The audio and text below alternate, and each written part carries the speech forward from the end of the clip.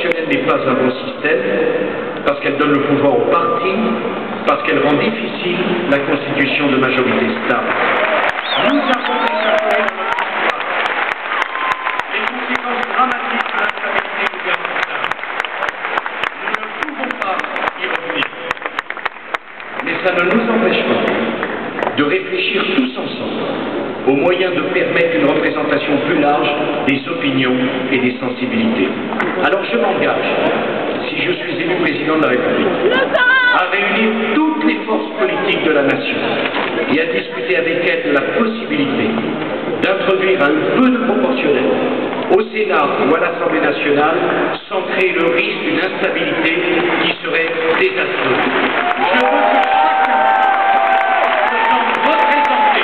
dans la République, mais que nous gardions le scrutin majoritaire et la clé de la stabilité de la République.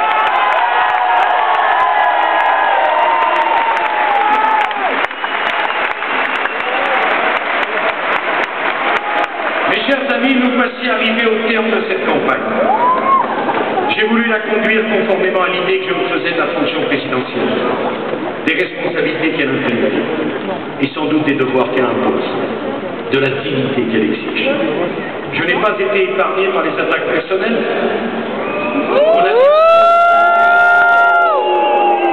Ma probité, mon intégrité, mon honneur, ma sincérité, mon tempérament, mon caractère. On a expliqué que j'étais dangereux pour les libertés.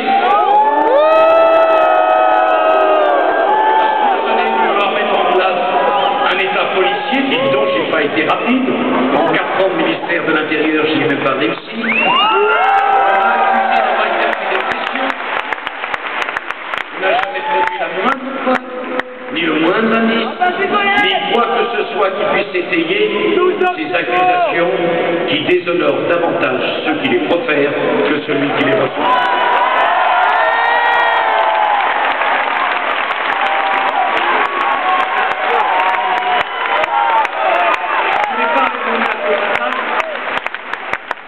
Pour dire que quand ces attaques sont devenues insupportables, que ceux qui les portaient n'avaient pas, à ma connaissance, fait la preuve de tellement de vertu qu'ils puissent se permettre un tel mépris à l'endroit des Français.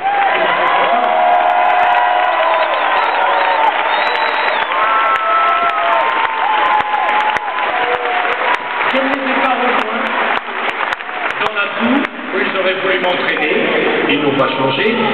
Ce sont exactement les mêmes que ceux qui, en 1958, se sont donné le ridicule absolu de défiler contre le général de Gaulle en hurlant que le fascisme ne passerait pas.